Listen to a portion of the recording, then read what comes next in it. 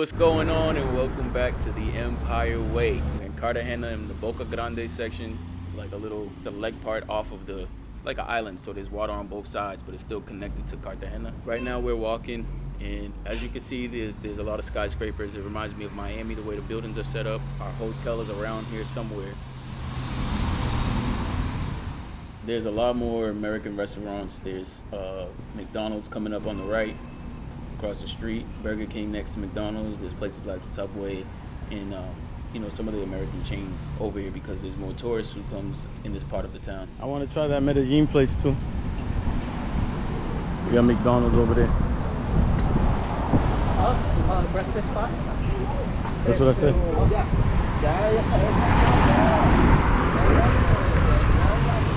Burger King. And they got Burger King. I want McDonald's. I'm all set on that.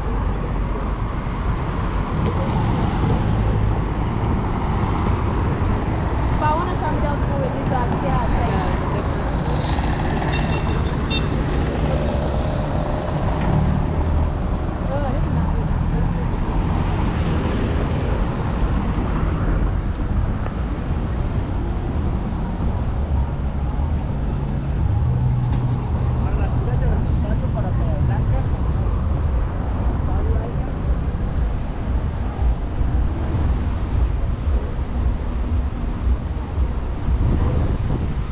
Right now, we are looking for something to eat.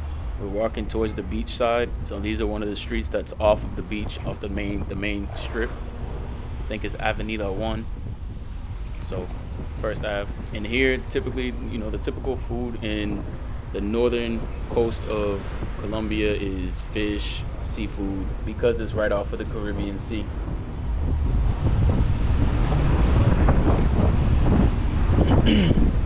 It's not as many vendors out here. There are still some, but they are a little more polite. Some other ones be all up in your face from Santa Marta. But as we said before, they probably get more sales than Santa Marta gets. Oh, look at that jet ski. Yeah, we need to get on them jet skis, yo. Them jet skis is wild. I wonder where you even go to rent.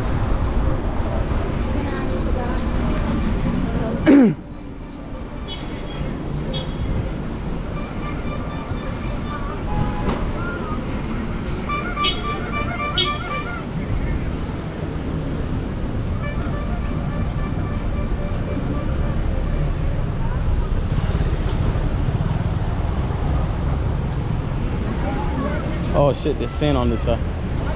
Look at the beach. Here comes your boy right there on the left. Set up, man. It's nice. He's about to practice his pitch to us.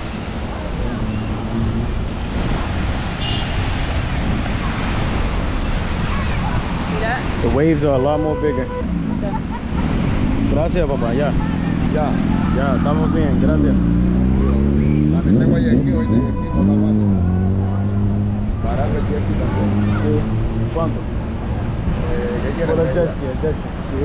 ¿Media hora cuánto? Media hora te sale en 150 una y te sale una en 150 colombiano. Ah.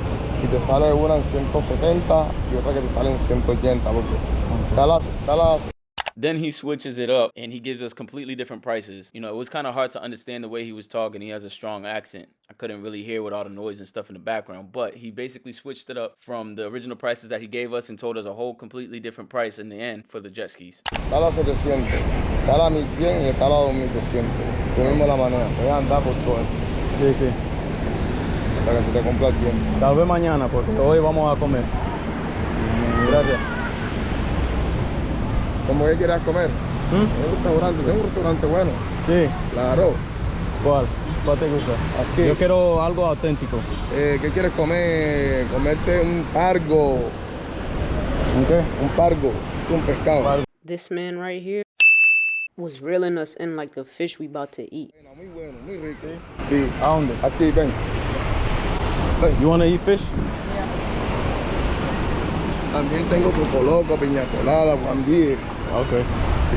Está bien. Sí. Está aquí cerca. Sí, tranquilo. Cerveza, águila. Drink. Yo sé.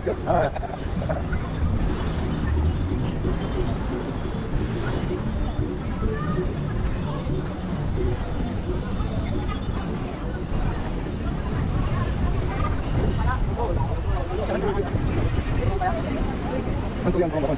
Estamos en Santa Marta por una semana. Y aquí vamos 3 días. Cuando te diga que tengo esto que tengo. ¿Pues comprarme para traerme allá? No, no, cuando te de la fila. No, tengo los tours. So this right here, he was showing us. I guarantee you guys, I've seen at least 20 plus people with this. I guess this is their little sell tactic, you know, that's how they reel in the customers like they reeling us in right now. I don't even think we got footage of what's about to go down, but it gets crazy. Y todo. Okay.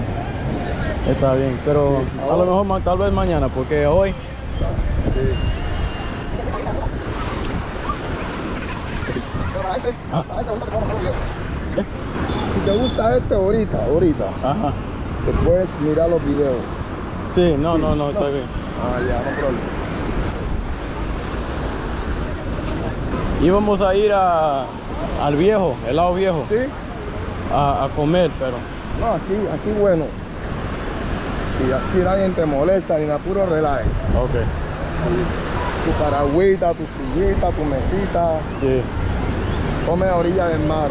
claro, El pescado más sabroso. ok. Sí.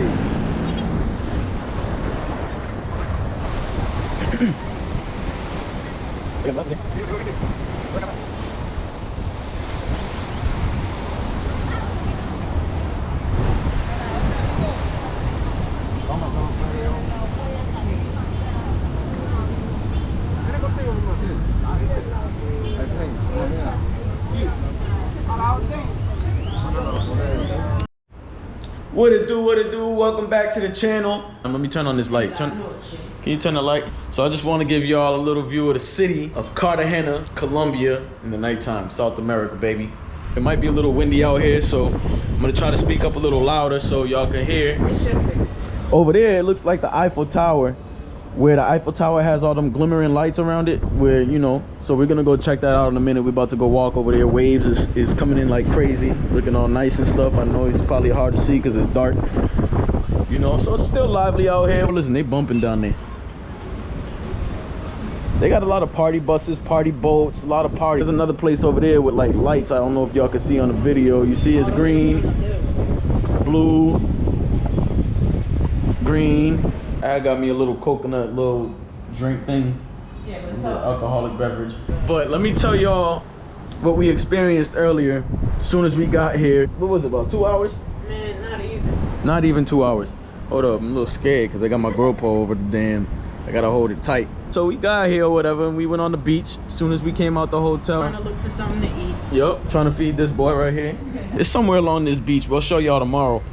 But anyways, you know, we was walking, I was vlogging and recording and whatever. And you know, of course, like the vendors usually do, they come up to you, ask you, hey, do you want this, whatever they selling or whatever. So we're walking, me and them talking. I'm showing the beach and everything. He comes up, which y'all probably will see some of it, and I stopped it midway. First, he's trying to sell me little tours and stuff like that, like the bus that you guys just saw, the parties and various little tours and stuff that they have set up. So he tells me that over here where we at, he tells me that it'll be nice and calm and nobody's gonna bother us or whatever. We got there, and when we got there, there was like 5 other vendors there looking at us. I guess they seen us that we, you know, they could peep when you're a foreigner. They can peep that. They just crowded us. They crowded us. It was like 3 masseuses, a dude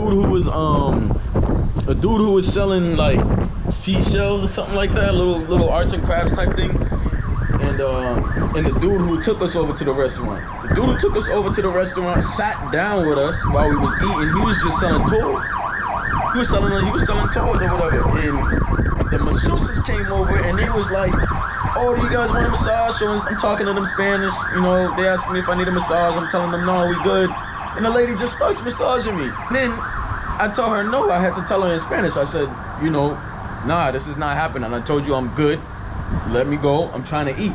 Then the other masseuse goes over there and starts massaging on Tyler. So we're like, nah. We told them no. They backed away or whatever. But they, you know, they kept insisting. I know that's a thing. They think Americans got money. I get that. You know, it's just the way they hustle.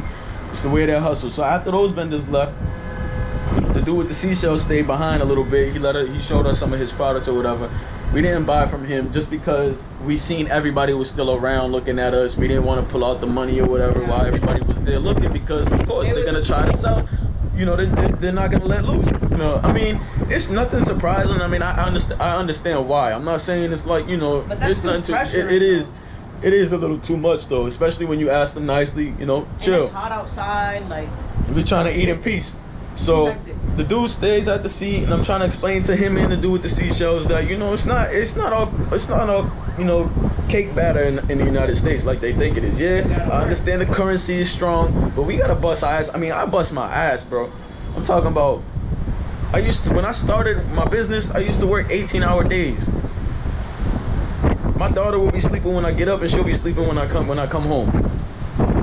So that's reality. And I told them we got to work really hard, and we work more than they do, because at a certain time they stop working. You know, they be out there, but the work that I do, at least, I mean, I do heavy work. I install floors, so it's a little bit heavy.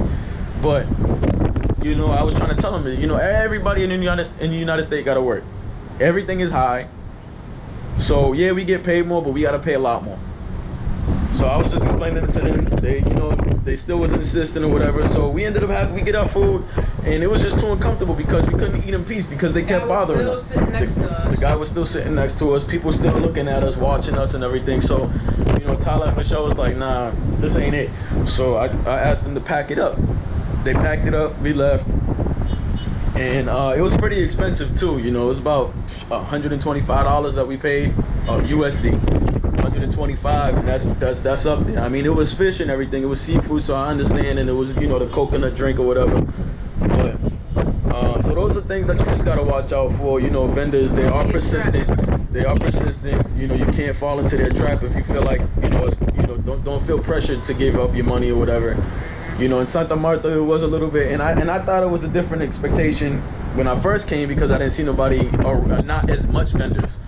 But on the beach, there's a lot of vendors. So when we went to the beach side, that's when all the vendors started coming up. And this dude played it cool, you know, and they sometimes they try to get paid just to walk with you to the restaurant. So you gotta be careful. You gotta be careful. Nothing's free out here. Somebody told us that too. Nothing's free out here. So, you know, don't take it lightly.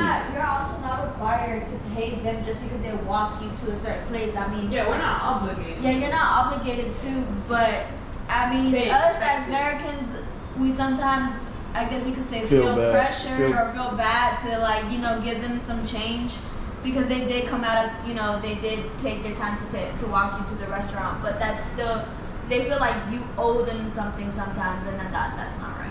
Yeah. They're trying to get a dollar. Their currency is not strong. You know, it's not much that their currency can really do for them on a daily. So they're trying to hustle. I respect the hustle. It's a hustle. I respect it. You know, it's nothing wrong with it. It doesn't change my perspective on how beautiful the city is. But like Michelle said, you're not obligated to pay. You don't have to pay. And sometimes you do feel bad, like in Santa Marta. I'm out. Oh! You think I'm not watching this! Look!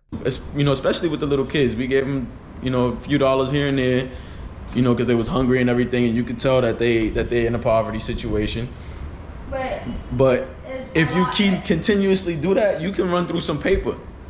You can run through some money. You can blow bread doing that, you know, because there's so many vendors out here. There's a lot of people out here, more people than usual that we're used to, who are in need on that level. So it's a lot more people. So if you give $2, you know, to 5 different people every day in a whole week, shit, that adds up. You feel me? So that's all I wanted to explain to you. So we've just been inside since we ate. We watched a show that we all watched together, and everything is a business show.